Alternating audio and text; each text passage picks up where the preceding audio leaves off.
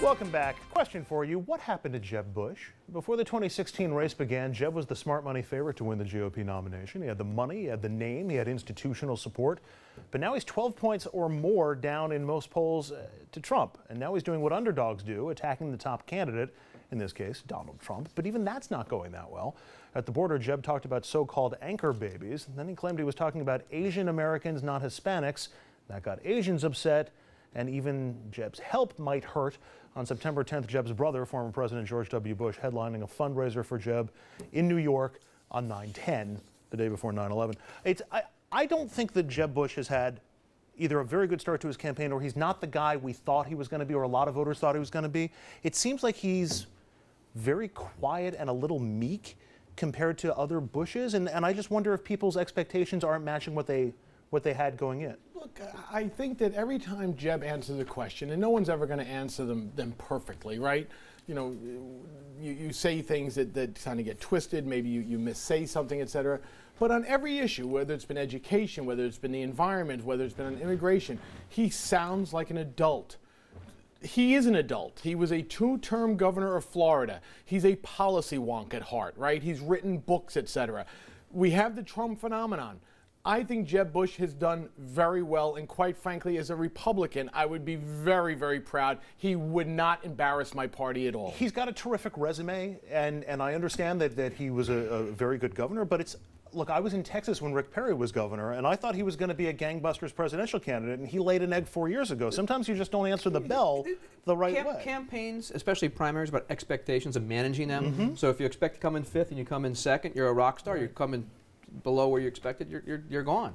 I think the only challenge Jeb has right now is his numbers. People expected him to be the front runner, and Donald Trump is. So he's sucking up a lot of that wind, and therefore, with his numbers being down and not being the front runner like he was 6 months ago or a year ago at this point, before he was even in the race, I think that's the expectation issue that's there right now. Yeah, it's amazing. It's amazing listening to these guys. Yeah. Both of you guys get people elected for a living, or you used to. So I just want to start with you. I know it's your job to ask the questions. Go ahead. But are you really telling me, as someone that gets the person elected, that Jeb Bush, what we've seen so far, is the ideal candidate? Oh, there's no question about it. I mean, I'll tell you why. How about energy level? You know what? This is the best Jeb we can get? Look, I think that I would like to see Jeb go poke back a little bit more, right? And I think he did that, over the last week or so on Donald. But, we had a really high energy level when a guy was filling a coliseum in Denver. And I don't think that presidency worked out very well for people on my side of the fence, right?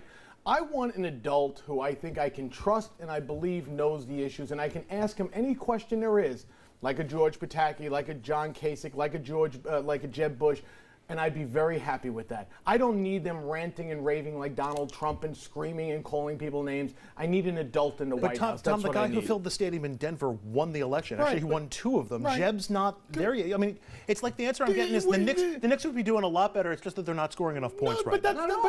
That's not at all. I said it's expectations. The only reason you're asking this question is because Donald Trump has sucked up a lot of the votes. It's not the numbers. Go ahead. Because if you look at those numbers are based upon Donald Trump. If you don't have 17 people in the debates and 10 people in debates on stage with him at that point, he would have an opportunity. It's like anything else you do when you've got 2 hours of debates and you've got 9 minutes to say something, it's very tough to make that impression. You're right about the game of expectations, especially in a presidential campaign.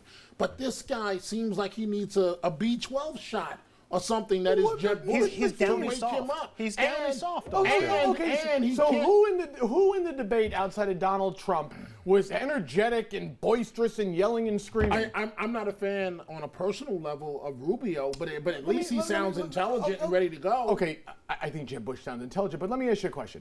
So George Pataki was a 3-term governor in the state of New York, a place where Republicans never win elections. Did you ever see him loud and boisterous? No. Or did you see him as being a reasonable, sound adult who you thought could run my government? Keyword: reasonable, sound adult. Governor Pataki, I never saw him off his game. Every time I see Jeb Bush, he's off his game. It's like amateur hour on a national level. How much of his game are you talking about? The game he had how years about ago as immigration? Governor? Well, how about following behind Trump on Anchor Baby? But that's a different dynamic, though. That says a lot about where our campaign is, and that Trump has come in and is sort of sucking a lot of wind and taking the lead on the stuff, and because of his lead, people are kind of dragging after him, et cetera. I don't think it's any reflection on what Jeb Bush is doing, et cetera. I think he's done fine for now, and I think as long as he doesn't go and do something crazy, he'll be the nominee of the party eventually. Planned Parenthood. What's wrong? What did Jeb do wrong on What did we do Planned Parenthood? wrong about Parenthood? Are you guys serious? What did Jeb do what did he wrong do? on Planned Parenthood? About funding What did Jeb do wrong? What did he do? when the Hillary jumped on right away? What did immediately? Jeb do wrong? When Nothing. he Oh, said he cut said the it's funding? money for women's health as opposed to money for Planned Parenthood. That's Right. that's a gaffe. I mean, that's That's not Okay, the- again, I didn't view it as a gaffe, and I'm a Republican. But so. the way he said it, but that's not something that's going to. These guys are the experts, and they know that Jeb Bush screwed up because Hillary pounced on it right away. Oh, because Hillary pounced on it, then we know it's right. well, Hillary's been I also answering don't- I also emails don't questions think- for the look, past I 6 think, months. I think Jeb's got the same problem that Hillary has right now, which is that Hillary isn't either matching expectations or she doesn't seem to have the A game, or at least hasn't shown it that she showed in 2007, or that she showed when she was running for the Senate. But Hillary has really never on the campaign trail, and you could argue that the Senate race is so long ago, but in 2008 she didn't show an A game on the campaign trail. I don't think to this date she's shown an A game. I mean, she did a book tour at the end of last year. That was a disaster. They were broke when they left the White House. I think she has. You can legitimately say she has problems going forward. And I think you can make the same argument about Jeb. All right, I want to run through some of these other candidates because we have a limited amount of time and an unlimited amount of On candidates. Jeb, the one thing remember, it's Hillary versus 1 or 2 people, and Jeb, it's 16 other people at this point. I there's a understand, very but he's big- gotta- it's a- he's gotta get his head out of the It's crowd. tougher to cut through that Yeah, crowd. Scott Walker. I thought Scott Walker did well at the debates, but he's been underwhelming in the numbers. Is Scott Walker done? Can he still win this thing? Scott Walker is fine. I think comes back to expectation for a second. 3 months ago, Scott Walker had to win Iowa. Right now, I don't think he can win it. So the question is what that does if he doesn't win Iowa. Tom? I'm not impressed. Okay. I just think you come from a place that Wisconsin that, Republicans in off years win up there. They have both the House and the Senate in the state. His flip-flop on immigration 19 you times. saying being a Republican who won in a blue state isn't enough to get you? I don't think it's a blue state. Wisconsin's not a blue state? No, it's a state. It's a state that Bush almost won in a presidential election, and they control the House and the Senate. How is that a blue state? Chris Christie done? Wait, how's that a No, blue I'm moving state? on. Chris Christie done? He's got a really uphill battle to go. Obi? He's not done, but as Tom said, it's uphill. Uphill battle. How does he break through everything right now? How does he, get doesn't momentum? seem to be able. He's being No, out but trumped by that's- Trump. Right, but that's part of the problem. Right. Is that the loud boisterous is being taken over by Trump. Rand Paul? I think he's done. Rand Paul's biggest problem was Donald Trump because Rand Paul was doing terrific in the earned media category, and once Trump sucked up all that oxygen on earned media, that became tough for Rand Rand Paul also has looked at times like he didn't want to be in the event that he's at. Well, So I that's think been pretty well reported too. That he hasn't gone to things, he hasn't Right. done things with the fundraisers. The thing that struck me too is yes, he's a doctor, and yes, he was doing great things in Haiti for others, but he skipped the Iowa state fair. At that point, he could have gone some other time possibly, as far as I'm concerned. That was a bad call. George Pataki.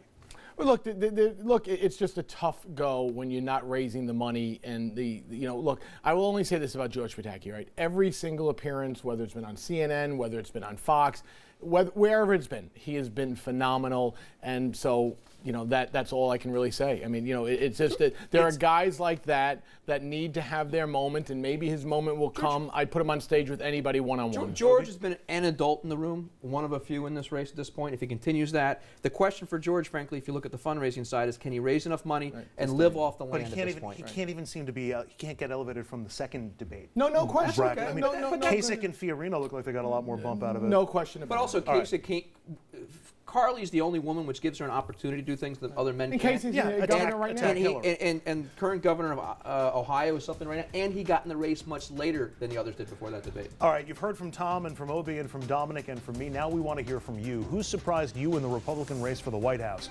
Who are the biggest winners and losers this summer among candidates who are not named Trump? Find us on Facebook or Twitter and join the conversation. Up next, Bill de Blasio takes to the radio to defend his record.